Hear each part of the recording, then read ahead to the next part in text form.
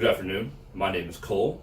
I'm from the Kingdom of the Rising Winds, Grand Duchy of Ebonmarch, and today I'll be going over Bard 101.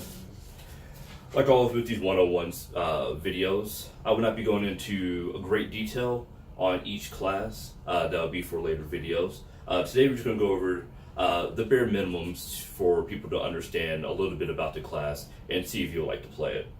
So, today we're going to be talking about Bards. I love playing Bard. A lot of times I play Healer. A lot of times now I've been switched over to Bard. I love this class because it is the quintessential class of combat magic. So what I mean by that is, for the Bard class, it is the one class that you're allowed to wear physical armor. I say physical armor because I'll be going over Druid later. They can wear magic armor once they get to level 6. But don't want to get bogged down in too much detail right now.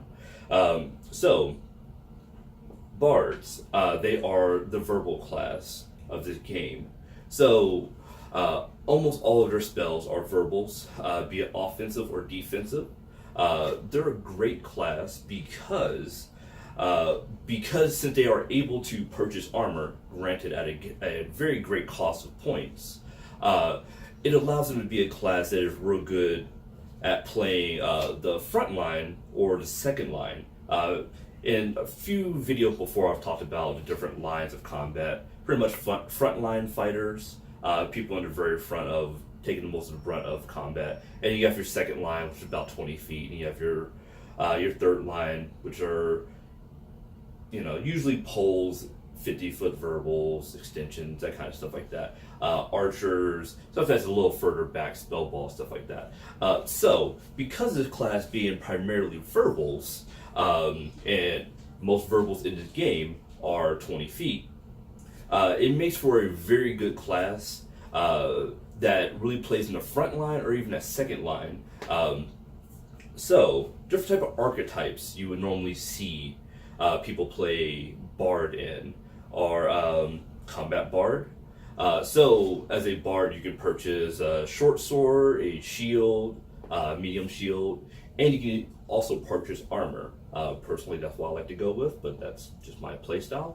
Great thing about Amtgard is there's a bunch of different playstyles for every type of class.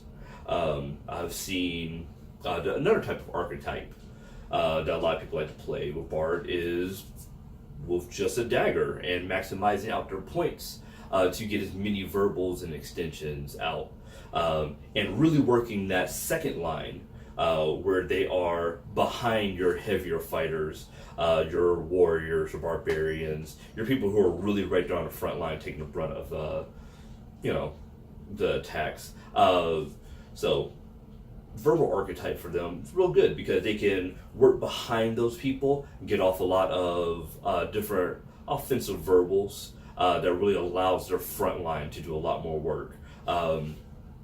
What I personally love to do is, even me as playing warrior that day, a bard behind us, say, getting off stops, stuff like that, stopping other people, allows the front line to do a lot easier job. So, let's talk about the pros and cons. Since every class has have pros and cons to them, let's talk about the pros to playing Bard. The pros, in my opinion, is a very versatile class. Like most spellcasting classes, you can really set it up and customize it in different ways that you would like.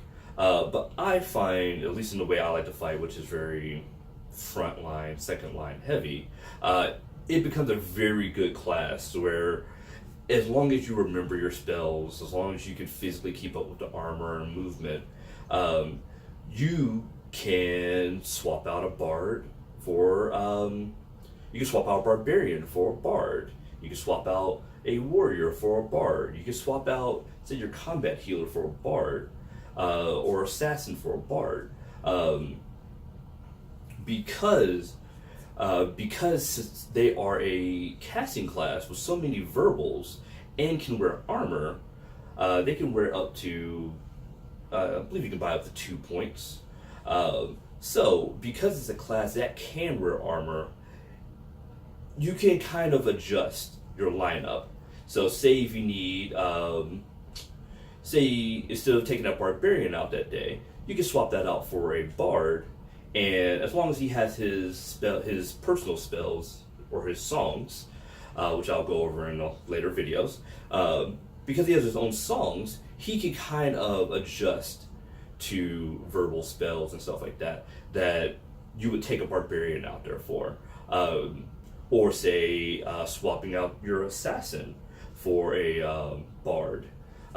Yes, assassins have hold, but say if you want someone out there on the front line who can have a sword and a shield instead of just say 2 swords going Florentine as an assassin, but you still want someone out there with a little bit of armor and a lot of hold persons, stuff like that.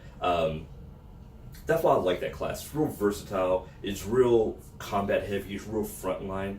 The real cons, if we can switch over to that. The cons I have of that class is it may be one of the most mentally and physically demanding classes.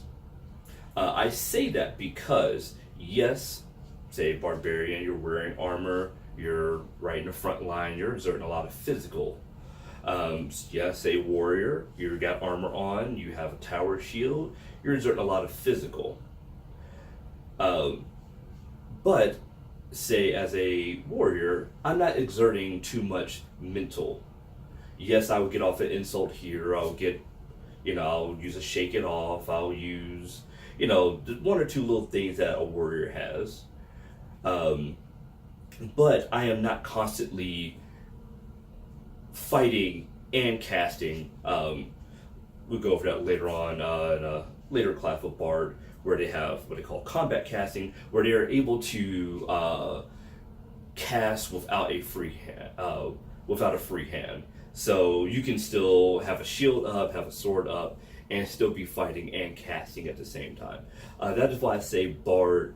That's the only cons I would say. Major con I would say about Bard is that mental and physical aspect of it. There's a lot of spells that you are casting and fighting at the same time. That's once you get up to level 6. Other than that, it's a great class. Would I recommend this class for people who are very new to the game? Me personally, I would say no. Once you start working your way up the class and get to level 6, of course, like any other class, you're starting to learn more about your class and how you would like to play that class. But yeah, as a first time into the game, and I would like to learn more about this game, it's a little hard to start off with Bard. That's why I usually say with one of the more combat classes. But yeah, that's pretty much everything I have on Bard. And if you like this video, you'd like for me to make more videos about Amtgard, please like, subscribe, usual YouTube stuff. And as always, thanks for listening. Keep fighting.